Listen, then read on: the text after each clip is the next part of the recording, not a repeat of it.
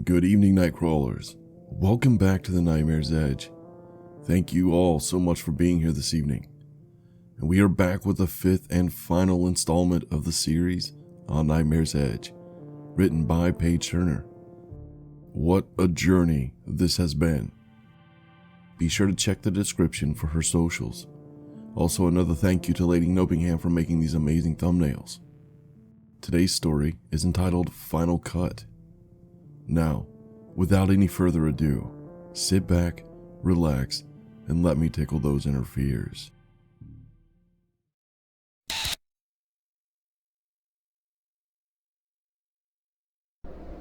Hello? Hey, night crawlers. If I can still call you that. So listen, it's January 11th, 2022, and I know it's been a while since you've heard from me. I'm honestly surprised any of you are still here, but if you'll let me, I'd like a chance to explain. Sure, Paige, if you have something you'd like me to read, email it to nightmaresedge@yahoo.com. I'm happy to consider all submissions. No, seriously guys, please, never send me hobo in the attic stories ever again, okay? Exactly, livers, that's our fucking creed now. Hell no, fuck hobos. You're absolutely right, I'm scum, but please don't make them pay for my mistakes. Shoot me.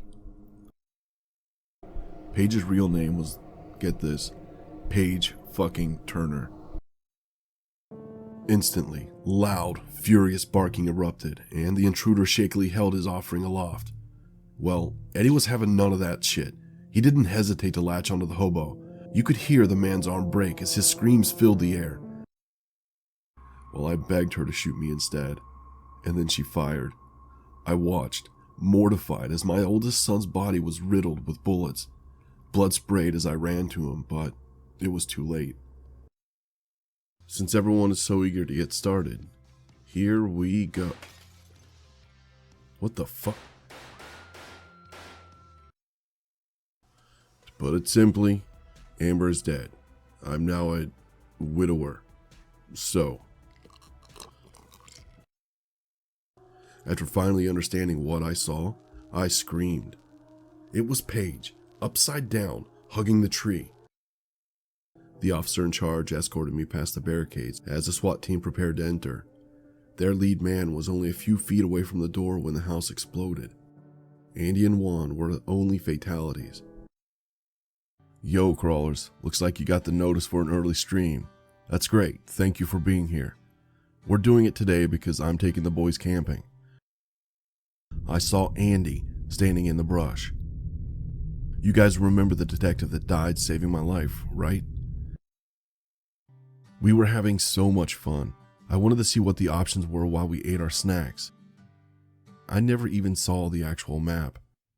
Taped on top was another photoshopped picture. Vomit instantly filled my throat as I stared at that monstrosity and contemplated its implications. Everyone, this is an emergency. Thank you for coming on short notice. I put out notices to all my Michigan friends to be here. Whether you have Facebook, Twitter, Instagram, Reddit, I don't care. I need them all. Connor is missing. It almost sounded like an accident until two witnesses claimed the car swerved into Connor. I didn't want to believe that, but let's be real. It's exactly what I was afraid of. A short cry escaped my lips when the beam revealed a slender man sitting on the couch, and a long whimper as he turned to face me. It was Andy. But it doesn't matter. What matters is my finger squeezed the trigger before he finished his sentence. His face went white with shock as he fell against the couch, and I was glad he had time to understand what happened before his eyes glazed over in death.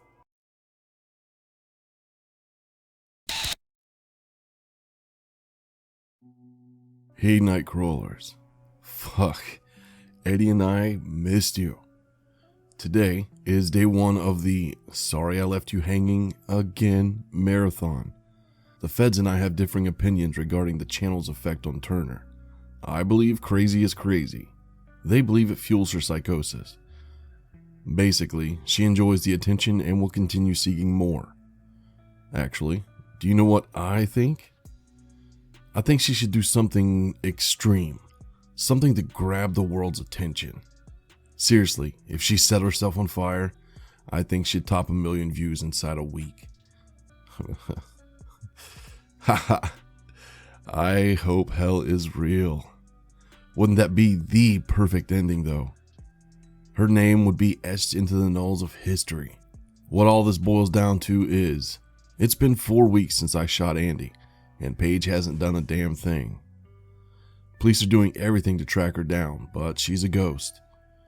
You'd think someone with her appearance would be easy to find, but every lead is a dead end.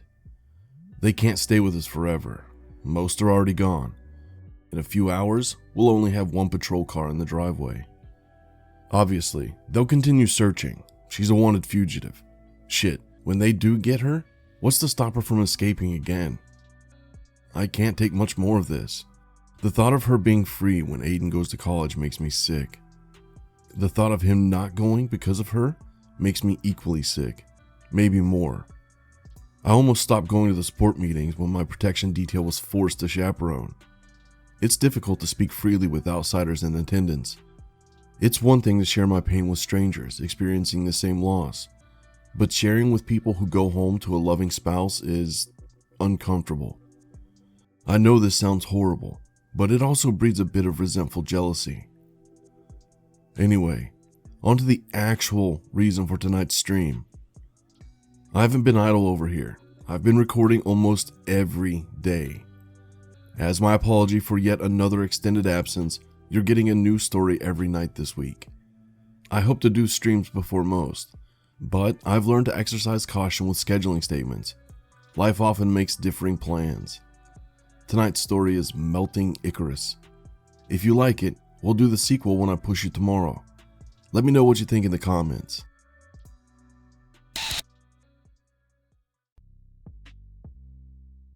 Peekaboo, Nightcrawlers. Guess who fucking sees you? Not me, because I'm not some psycho stalker. Only a less evil than most cryptid who wants to innocently tickle those inner fears. Speaking of which, it seems like I did just that with Melting Icarus. So, as promised, Avenging Icarus is next. I'm glad you're enjoying it, honestly. It might be my new favorite pasta. Alright, now that the business end is taken care of, I'm ready to address the elephant in the room. Yes, I saw the Paige effin' Turner channel. The feds were all over it, but the profile picture was used by several news outlets. It's incredibly easy to obtain. Furthermore, the IP address has been traced. Yes, the owner is clearly disturbed, but essentially harmless. I'm not allowed to divulge their name, but they don't live in the United States. They're also disabled and require assistance to leave home. The best thing we can do is ignore it. Please, do not give them views or dislikes. You may think the dreaded thumbs down hurts, but it's still engagement, and that will encourage this person. That being said, most of you want to see it purely out of morbid curiosity. I can't blame you. That's the twisted personality quirk bringing you here in the first place. Considering you guys keep a roof over my head, I'm going to save everyone a little time with a quick rundown. You're not missing anything, I promise. Let's start with her channel description. It's pretty short. I'll read it to you. At the request of my good friend and creative partner Gregory Jones, I created a channel. I look forward to bringing you, the viewer, more amazing content from the hit series on Nightmare's Edge. As co-creator and author to the written series, I am proud to announce the complete set's publication is underway and coming soon. Spoiler alert, it includes the never-before-seen 5th and final installment. It's gonna push you right over the edge. That's too pathetic even for Turner. I'd be pissed that someone used my name, but I guess karma is a bitch. Hell, I'm surprised there's not more than one. Oh well, onto the video itself. The static noise of an old radio is the only sound. There's no music or talking, and the backdrop is a white poster board. Crayons were used to hastily scribble a rainbow at the top and trees across the bottom. But the key figure is a small house drawn on the right. It's labeled Greg's house, and meant to appear far off in the distance. In the opening scene, a lamb chop puppet sits in the center. Young viewers won't be familiar with Lamb Chop's play-along, but it's a bad kids show from the 90s starring a sock puppet named Lamb Chop. Only this one has been slightly altered. Its black eyes are replaced with big, red buttons normally found on its torso, but one hangs loosely by a thread. You know they're the same ones due to the holes left by their removal. In case there's any doubt, a Sharpie was used to replicate blood. Soon, the puppet stands and the backdrop is replaced, poorly but effectively conveying Lamb Chop's walk through the woods. The poster is decorated the same, except for a horribly drawn cave to the right, and my distant house is in the far left. The lamb turns toward the dark cavern, and after a short pause turns back. Slowly, its mouth spreads wider and wider into an eerie smile. The final scene is colored brown around all four sides. We've entered the cave. To the right, an open book sits atop a podium with short, yellow lines decorating the space around it. The remainder is colored black. Basically, it's the only light in the darkness, and Lamb Chop is intrigued. The puppet proceeds to stare at the display for 5 solid minutes before returning its attention to the audience and giving us a final, sickly, wide smile. I didn't skip through the pointless 5 minutes either. I watched the entire thing just in case something was spliced in, but there's nothing. If your curiosity still demands to see it, I understand, but please don't engage, okay? Thanks, crawlers. I can always count on you. Oh, and shout out to the person doing the channel. I'm sorry for your struggles. Life is hard, I know. If you ever want advice on making real content, send me an email. Creating can be a wonderful outlet if you're willing to give it a chance. Anyway, that's it.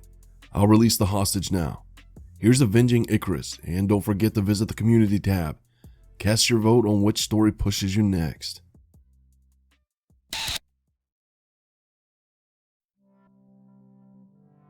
Yo, crawlers, check me out.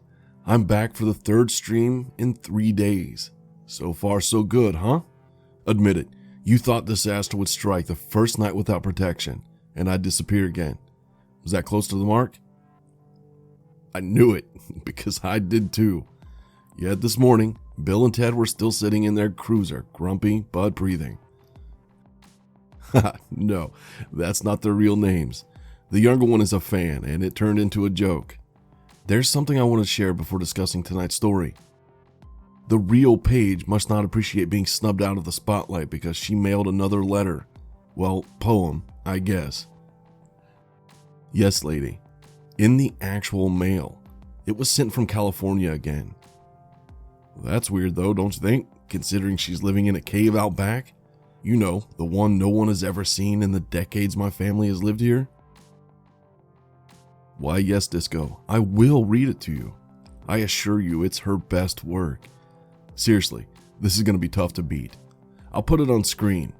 You have to see the spelling to fully appreciate it. Are you ready? Okay. Curses are red, dicks are blue. If I die, so must you. Then, on the back at the bottom, barely legible, I informed you thusly. Bitch's brain be broke. Try saying that 5 times fast. Seriously though, is that a murder-suicide threat? Or what else could it be, right? Hey look, I narrated something she wrote. Do you think this means she'll leave me alone? Why can't you guys let a man dream? See, you upset Eddie. Now he demands walk. Here, take the Midnight Man and let me get this dog out before he pisses on my chair again. Push you later.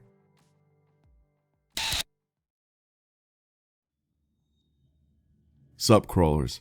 I am 4 for 4, but barely. Eddie says hey. Lay down, dude. Sorry if your volume was up, but I couldn't keep him out. He's been persistent today. He'll be a little easier to deal with when the boys are back from school, but I can't address that video with them here. It's naive to think they won't see it, but dissecting it while they're home seems wrong. Yup, Lore, that's exactly why I said barely. But then I decided, fuck that. I'm sick of hiding. I'll be damned if that video stops me from streaming. The feds don't necessarily believe it's genuinely Turner now, but it's certainly not the original suspect. The possibilities are being investigated by multiple agencies.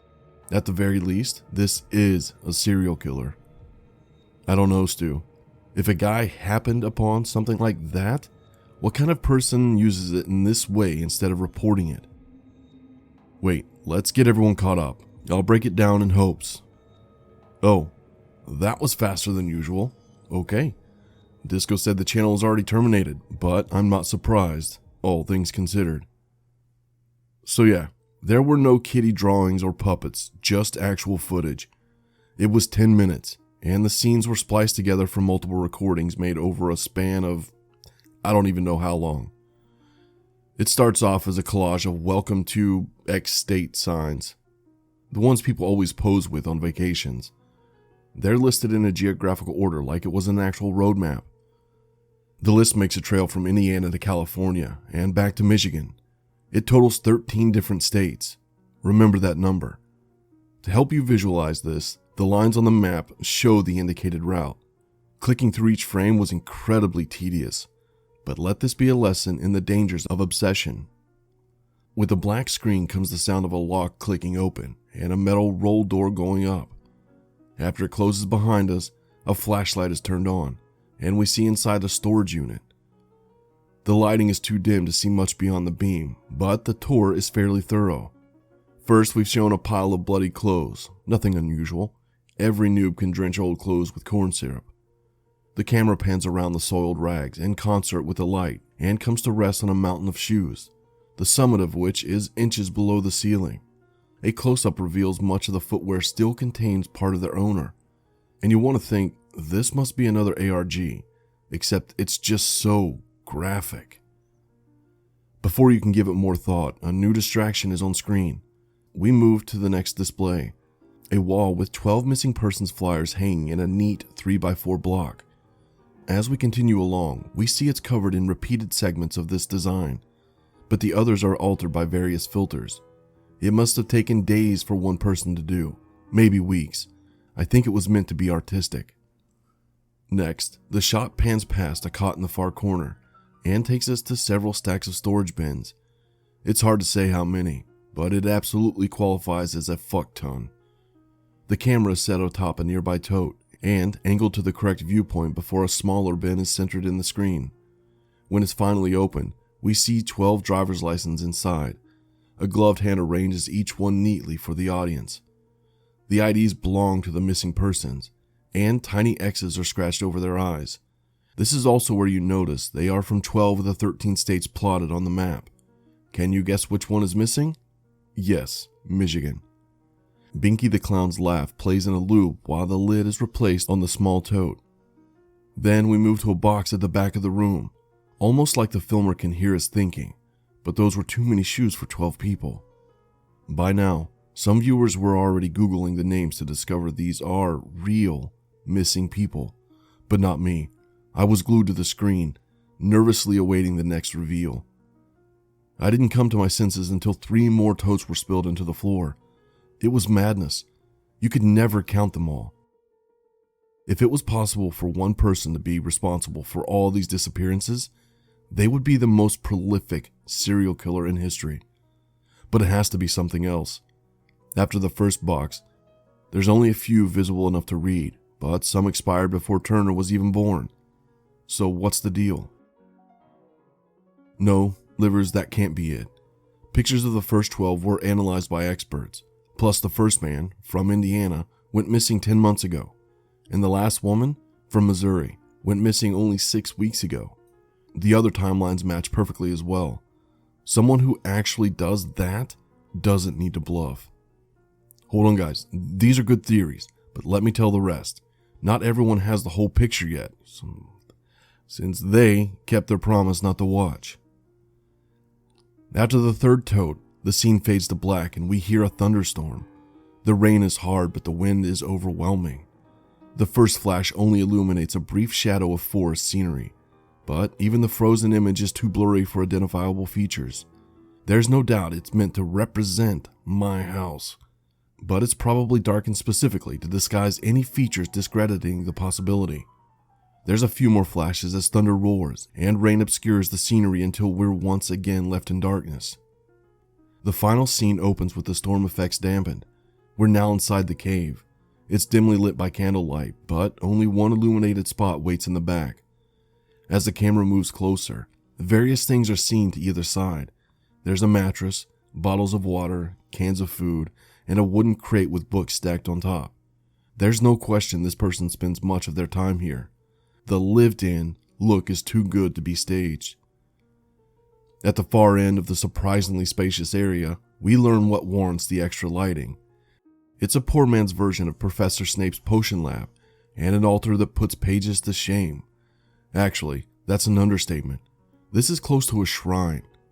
No, better yet, it's a colossal monument. At first, you don't understand what you're looking at. It's merged into the entire wall. Unlike Turner's, this one consisted solely of bone.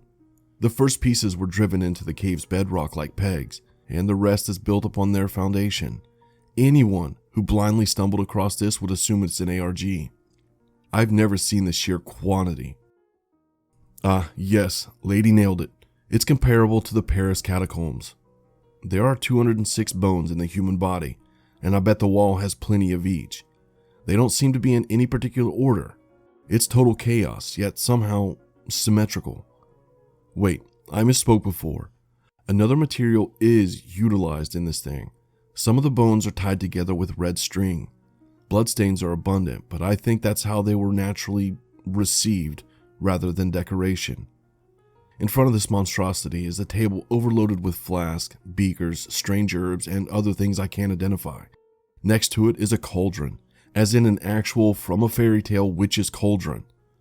Cold, charred firewood sits beneath it, and a foul green residue clings to its rim.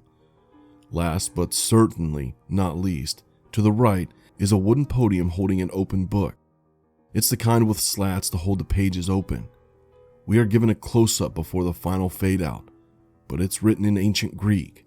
Luckily, I was able to forego the hours of Googling by learning the translation from Agent Robbins. They haven't been able to identify the source book, but it's estimated to be several hundred years old. The first page is titled Knot of Fate, and beneath it is a crude illustration of two human figures standing with arms and legs apart, like on actual medical charts. They're hopelessly entangled. A rope weaves around their genderless bodies, and a mass of tangled knots fill the space between them.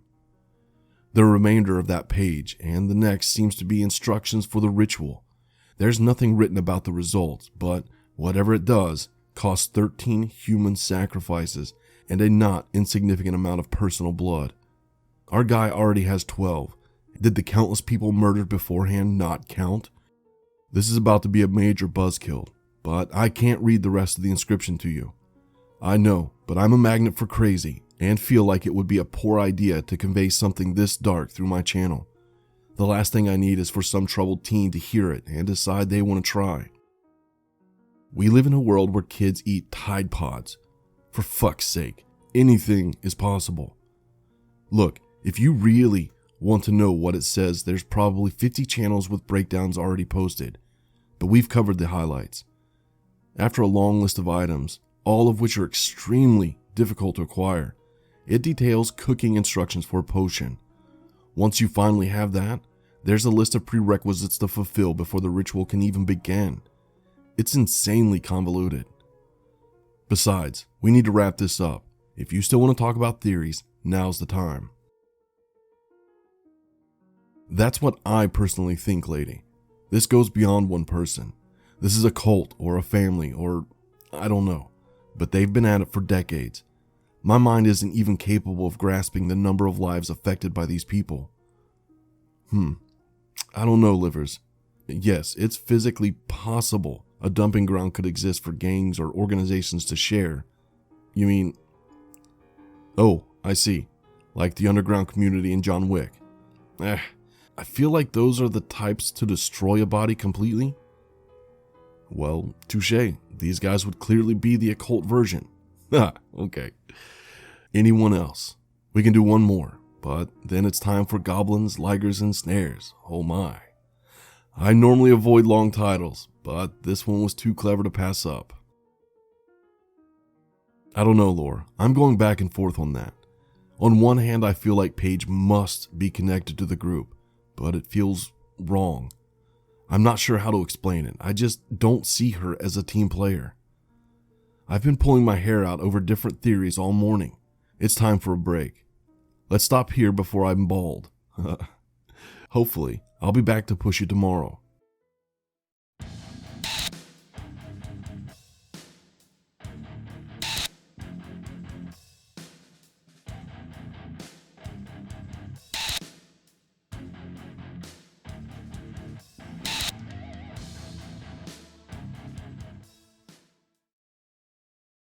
Nightcrawlers, holy shit. You have no idea how long I've waited for this. I asked everyone to be here for a major announcement and you guys did not disappoint. There's 1,000 people here and we've added 5,000 subs in just a few weeks. Tonight's video is my thank you. I know some of your time zones are inconvenient, but I promise this is worth it. Buckle up, buttercups. This is gonna take a while.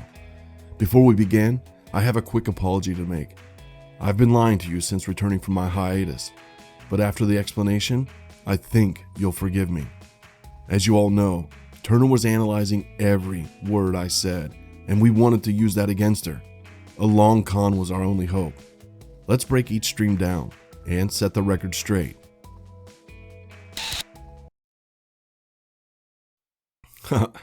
Many of you are expressing surprise at my cheerful demeanor, but I assure you there's an excellent reason.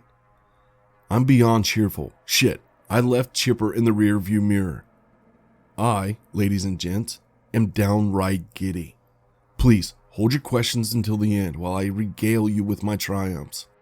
The first stream was a short "I'm back" statement claiming Turner was a ghost. That was to instill a false sense of security. We didn't know her location yet, but we did know she was close by. Nothing could convince us she left town.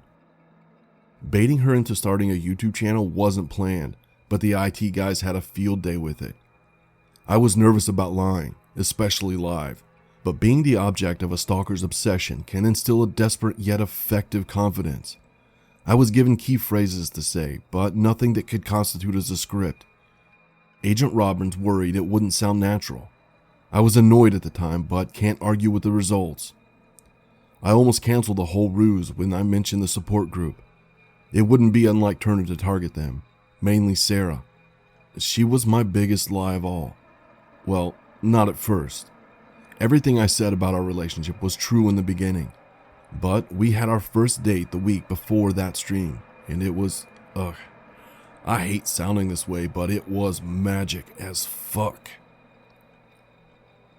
Thank you, everyone. I knew you would be supportive. Though, I do hope you understand my reluctance to share further details. It's a new relationship and scary as hell for both of us. So yeah. Okay, this isn't a romance channel. Let's get to the horror. While I genuinely recorded extra videos as a way of an apology, they also served as a second purpose. It was an excuse to stream every night. Paige can't resist new content, and the longer she was distracted by TV, the better. Announcing Turner's channel was tricky, but sort of fun. I received a link from Reddit user PT666. The account was brand new and is now deleted, but please don't give me crap about clicking a shady link. It was clearly to YouTube. Did my hopes immediately set the idea of her actually using it for suicide? Yeah, totally. But I tried to rein in the rogue fuckers. The IT squad is amazing. I can't say that enough. Maybe I should have made an effort to learn the real name of their unit. Anyway, they were reasonably sure the channel was legitimately Turner because of a specific hacker technique she used. Not so much what she did, but how she did it. Behind the basic VPN, she led us to an actual disabled person in Canada. She needed to believe her trick worked. The hope was to make her comfortable while we continued tracking a real location. We walked a delicate line by giving the videos attention, but it prevented others from engaging with her. Although it may not seem like it, Most people come here to lurk. The bulk of views are from people bored browsing. They might be tempted to see what the fuss is, but if I condense a summary into what they're already watching, most people won't bother. Plus, we hope Paige would continue uploading. Each video gave IT more to work with. Yes, indeed, lady. The system was working well. A little too well, as we would soon discover. Sorry, I shouldn't jump ahead. I want to tell this just right.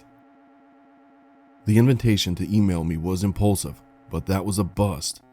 I wanted to ask how she worked the puppet. The real lamb chop always sat, but Turner stood without revealing her arm. Overall, the video looked like a kid made it, but if you focused on the puppet, her control was eerily natural, especially the creepy smile. That shit gave me chills. The first video was clearly saying, "Howdy neighbor, I found a cave on your property and moved in." I was positive it didn't exist. Between family and investigations, there isn't a square on the grid that hasn't been searched a dozen times. Regardless, this was Paige fucking Turner. She doesn't say anything without a sneaky double meaning to throw in your face. There was a catch. I just needed to find it. My obsession became so strong, I recorded both videos in order to analyze it without letting the views increase. I think the years of torment have entitled me to some pedantic pettiness. Unfortunately, I wouldn't have an epiphany until it was too late. So let's pause this part and move on to day 3.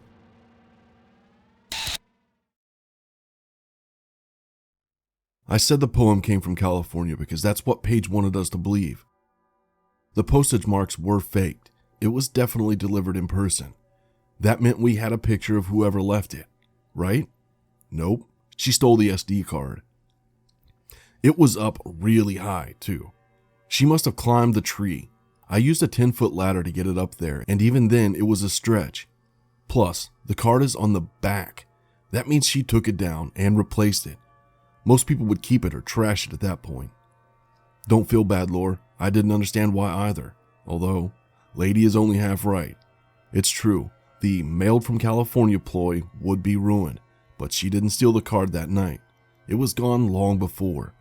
She knew I wouldn't check without reason due to the inconvenience. Yup, I'm afraid so, Disco. We soon learned that she passed through quite regularly to get, well, home. She was a busy little psycho. We put a new card in, but never got anything from it. Once everything was in place, she bunkered down and got serious.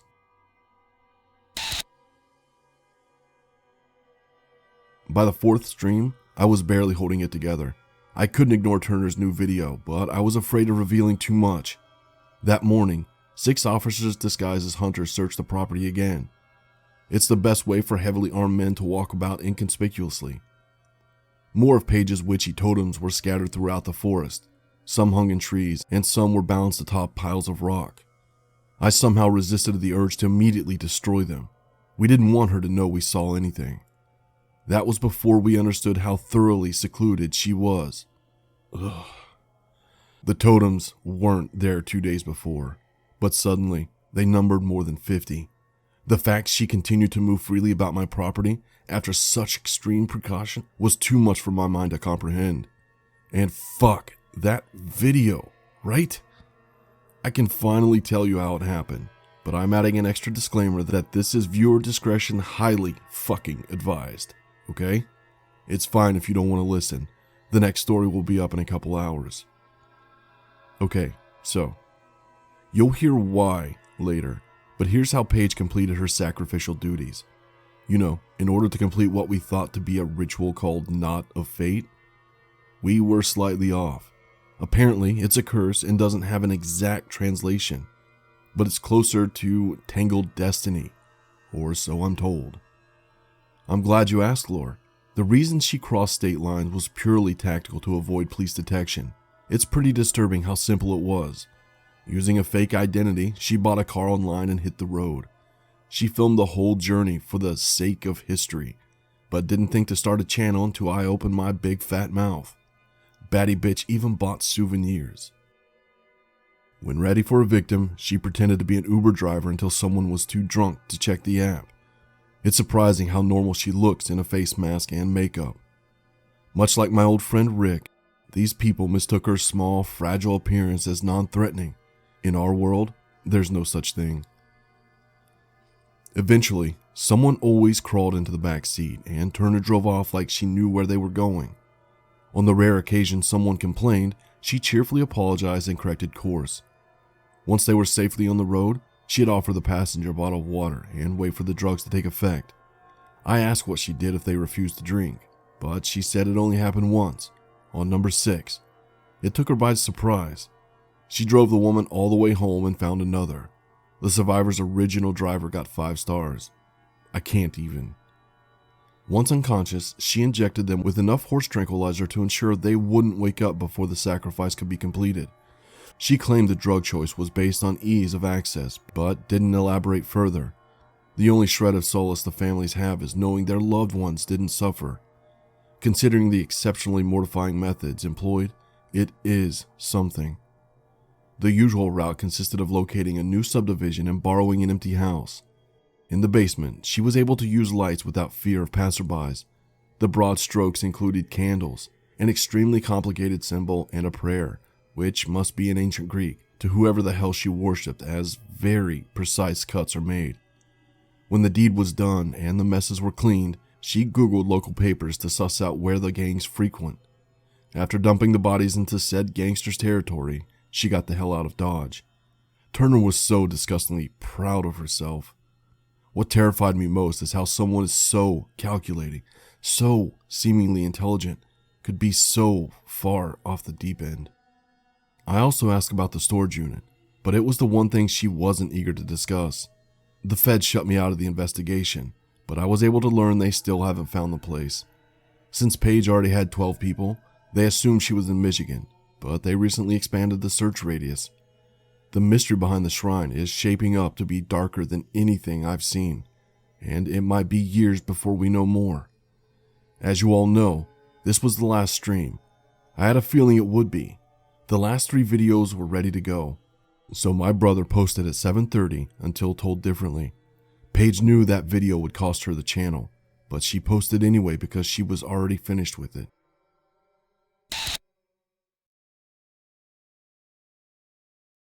Okay, this is it. What you've all been waiting for. The following occurred between Thursday afternoon and early Friday morning. I could feel it in my bones. Something was about to happen. The boys were at school, but I wasn't taking chances. I successfully embodied the character of each overly paranoid wacko in the pasta catalog. The game was afoot. Firmly picturing the walls with literal ears, I packed a couple of suitcases without saying a word. After paying cash for a cheap, yet safe hotel room, I left the luggage behind and drove the boys to school. After giving Aiden the hotel key, I followed to ensure they arrived safely. And this is where I had to make one of the most difficult choices of all. Who kept Eddie? I know, it seems like an easy choice, right? Technically, yes, because I always knew Ed was staying. But I also know, if I were a neutral third party, the tactical decision was to keep him where actual danger was most likely to occur. But they're my kids, so fuck tactics. The hotel absolutely does not allow dogs, but with the agreement to be discreet and pay double, exceptions were made. I waited until I was leaving to say training pads were in the suitcase, but there wasn't anywhere to walk a dog anyway. I made sure they understood how important it was they not tell anyone their location. They're not stupid, but I felt better saying it. The packed Pop-Tarts, Lunchables, and snack foods wouldn't make the most nutritious dinner, but their young bodies would endure it under the circumstances. Thankfully, they only needed to spend the one night. I truly thought I outsmarted her this time. All day I played it cool. And then at 4 o'clock, I tweeted, "Early weekend start with the boys, no stream." I ordered 3 large pizzas like on real movie nights. All the while, I was still making sure the windows were nailed shut and adding tinfoil for good measure. Yes, Lord, tinfoil, because I was sick of thinking I saw her peeking in. No, why would you think that's a joke? Every time I passed a window, there'd be this fucking spot in the corner of my eye. It was literally making me even crazier. Besides, that's what cameras are for. Fuck those windows. Oh, lady, I'm actually really happy you mentioned ADT. This is perfect timing. Okay, so you guys remember she got all the special attention for her complete domination of the security system hacks, yeah? So apparently, no, she wasn't special. Don't get me wrong, she was a decent hacker, but nothing close to what we thought. I don't understand the technical side, but I'm sure it explained in one of the reports coming out. I can't stand those Hollywood ass fucks. They couldn't wait a few days to announce a sequel. Nope, within a matter of hours, it's everywhere. Sorry, didn't mean to go off on a tangent, but essentially, hacking your way into full access of ADT system alone from a random location would take skills of an impressive magnitude. Blackmailing an employee and receiving direct access to my personal account is another matter entirely. This would have been discovered had the guilty man not been a long-time trusted technician. He effortlessly erased what meager traces remained after each login. I'm neither gladdened or saddened by the fact that he's facing a divorce and jail sentence in the near future. He and his family are merely more victims left in the wake of Turner's destruction. Am I bitter of all we suffered purely because a man couldn't keep it in his pants? Of course I am. But I'm also very tired and feel like he's suffering adequately without my attention. Where were we before all that? Thanks Stu. By sunset on Thursday, I felt like my house was a fortress. Bill and Ted were outside doing their thing, and I was strutting around like G.I. Joe with my lucky psycho hunting knife. Even with both guns, the blade made me feel the safest. Not as safe as Eddie, but he was exactly where he needed to be. After receiving the pizza, I sat in the kitchen, used the bathroom, and started a podcast before fixing a plate. I was starving. Those 5 slices were the first thing I ate since breakfast. They also came very close to killing me. I felt the first warning when I suddenly transitioned from drowsy to intoxicatingly delirious. I tried to stand up but fell, slamming my elbow into the coffee table on the way down. The now purple bruise testifies to the forceful impact, but I only felt a numbing tingle. I admit to having a sizable party steak in my younger years, so while my memories are fuzzy for this portion, I remember being higher than a fucking kite. Who knows how much time passed before Turner was standing before me. I wouldn't have checked the footage even if the cameras were recording. I do remember she was incredibly annoyed I ate too much. She practically had to drag me downstairs. The intention was for me to be groggy, but semi-functional. I was aware of losing the guns, but my arms were useless, dead weights. Fortunately, I was numb when rolling down the last basement steps. It's a damn miracle no bones were broken. Upon impact with the concrete floor, I blacked out entirely. After a few hard slaps, I woke up to a familiar sensation. My clothes were drenched in sweat, my heart was hammering, and my mouth was completely numb. But underneath the rising terror and panic, euphoria was creeping to the surface. A frantic look at my surroundings revealed that I was tied to a support column in the basement. The crazy bitch installed one of those castle dungeon wall loop things to the post. Not only that, the psycho had black war paint all over her face in some kind of tribal design. I wasn't willing to speak first. When we made eye contact, we stared each other down. Casually, she reported that I ingested a generous dose of cocaine. Considering it's been 20 years since my last ingestion, it combated the Special K rather effectively. Overall, I was lucky. Had she used the normal dosage, the 4th slice would have been fatal. It took a while for any conversation of substance to form. I was awake but slow-witted. She made coffee to speed the process. And I hate that it actually tasted good. Though, it isn't surprising she knew how I preferred it. Probably saw me make it 100 times. Ugh. When I was finally coherent enough to appreciate the depths of my fuckness, I learned quite a lot. Remember our creed, right? Hell no, fuck hobos. Turns out I never lost mine. Crazy bitch planned every bit from day one. Well, not the breaks where she was locked up or healing, but yeah, basically all the rest. The attic was always a failsafe for the increasing chance of discovery over longer periods of time. Regardless of caution, the odds were statistically poor considering it was a 4-family household with a dangerous guard dog. I've debated leaving this suspicion out, but I'm just gonna say it. So she made the comment about spreading her smell around the house to blend with our family's scent, ultimately becoming invisible to Eddie. Side note, family scent is a thing for pets. You can Google that shit. My initial reaction was, holy hell, this is why he was slow to notice all those times, which prevented me from seeing the other possibility. A common way animals spread their scent is through urination. Do you guys remember when I ended that stream by saying I had to walk Eddie before he pissed on my chair again? Well, the thing is, he was always a really good boy about going outside until the whole intruder thing. When we found accidents, we scolded him, but not too bad. The vet thought he was either traumatized or marking his territory because we felt threatened. Likely a mixture of both. It happened on and off over the years, but the worst occasions lined up with Paige's timeline. I'm trying to ask if y'all think that crazy bitch was pissing in my house. Oh, God. Why? We should pick up the pace. We've been here longer than expected. I don't know how to say this next part without sounding ridiculous, but everything I've said has been ridiculous. So, who cares anymore? Remember when I said there was a catch with the cave in the woods? The moment she corrected me, I understood my mistake. She said I shouldn't have thought of it as a cave, but a tunnel. The bitch has been tunneling under my property like Bugs fucking Bunny all these years. There's an access door under the basement steps. Guys, there aren't enough emojis in the world. Just stop trying. Honestly, those were a work of art. Engineers are still going through them to shore up the walls. Due to all the cold cases surrounding Turner, multiple agencies are searching for evidence.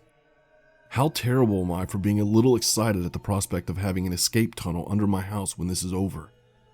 I don't see the point in collapsing them if they're safe, and she can never use them again. Ha, don't worry, lady, I'm getting to that part. We talked for a long while, but I was efficiently attached to that beam for the duration. She was too smart to unlock the bar herself. Instead, she tossed me the key. I was so curious of the tunnels, I might have gone in even without being held at gunpoint. They were everything she claimed, not too tall or wide, because materials were limited, but extremely long. And the potion lab is her living quarters. These spaces are almost 7 feet in height, consist of 3 rooms, roughly the size of an average den. Besides the one used for witchcraft, there's a storage and lounging area. That's where her bed and normal books were kept. Maybe she was a dwarf in a past life. There's clearly some kind of mountain person history there. She claimed the tunnels extended to her first shelter in the forest, and I have no doubt they do. But there hasn't been a chance to fully explore. I was never meant to live past the cauldron room. Somehow, she managed to get enough concrete down here to pour a 12 by 12 slab. That's where she drew her insanely detailed curse symbol. Once she was ready for me to lay on that thing, shit got real. Basically, I told her it didn't matter how many guns she had. There's no way I'm going to just lay down and let her carve me up just so. Then she says my son's hotel room number, and said a man named Chill was keeping them company, in case I decided to be difficult. Isn't it crazy how few words can hold power to sway our strongest resolve? I did 3 full steps before coming to my senses. Why in the ever-loving fuckballs did I believe that statement? Then, finally, something went my way. She called the goon on the speakerphone as proof. On the 4th call, a very angry man answered. I'd trade my left nut to have that audio recorded, but I'll give you the basics. Chill was paid to break into the hotel room of 2 defenseless children. He knew nothing about a pit bull and a senior baseball player. It was difficult to hear when she took him off speaker, but the screams were loud enough to learn he was missing 2 fingers and probably had a fractured skull. Unfortunately, he was already across state lines at the time of that call and had not been captured. The guy didn't try to be stealthy. He announced himself by kicking in the door, intent on snatching 2 small children. Instead, the good boy took him down, and Aiden swung his bat until Chill begged for mercy. Me too, lady. But despite what I would have done, Connor was crying and Aiden was scared. They just wanted it to be over. Once they called the dog off, the guy crawled out of there crying and apologizing. They tried to call right away, but my phone was in the living room. When police learned I wasn't answering, Bill and Ted were asked to check inside. To catch up to their entrance, I need to jump back once more. Turner knew she was fucked. What incentive is a gun if you can't use it without ruining your little voodoo curse? I saved the craziest part for last because this is the kind of shit you can't make up. You want to know what her tangled destiny curse does? I saved the craziest part for last because this is the kind of shit you can't make up. You want to know what her tangled destiny curse does? With the power of some ancient god older than the Olympians, she was going to bind our life forces together, which means if one of us dies...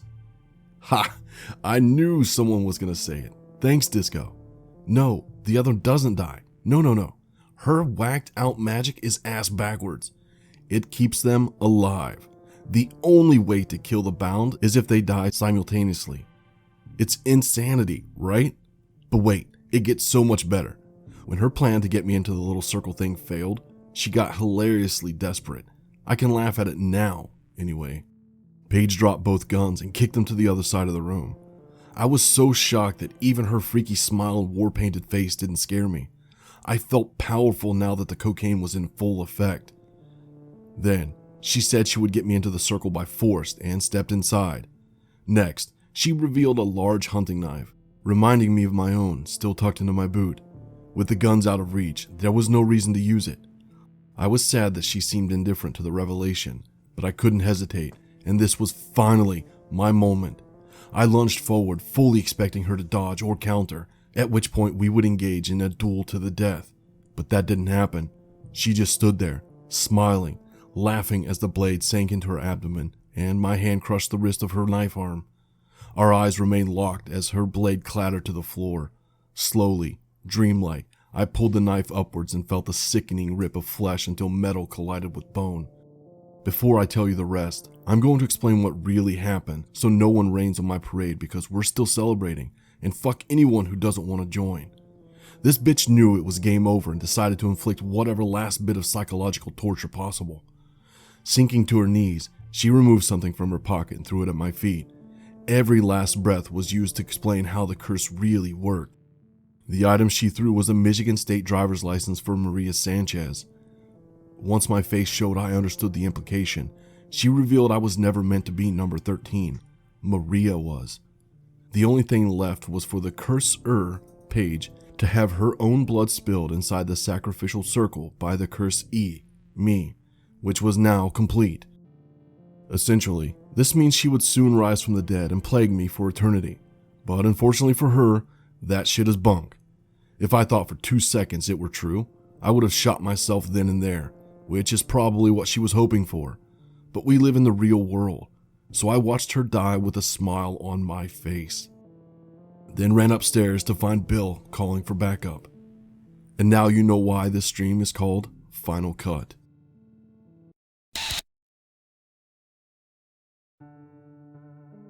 Alright, Nightcrawlers, listen up.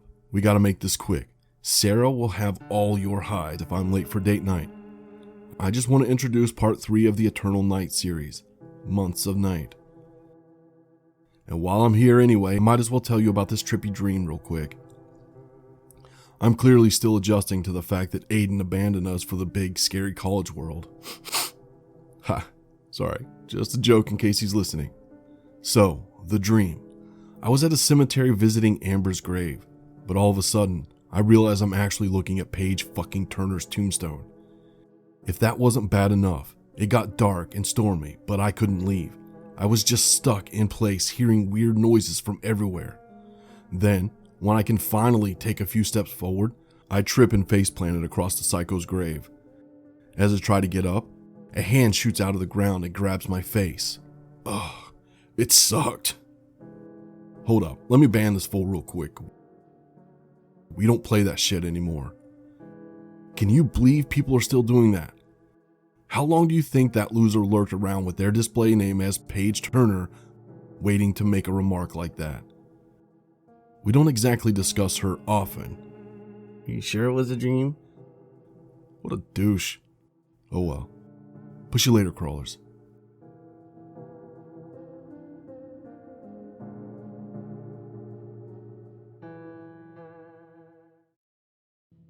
I hope you guys enjoyed the last part of the series. I had a blast narrating and putting these videos together. Thank you so much, Paige, for doing an outstanding job. And again, I want to thank you all for being here. You guys make my evenings so much fun. With that being said, remember, just because you couldn't see it, doesn't mean it wasn't watching you.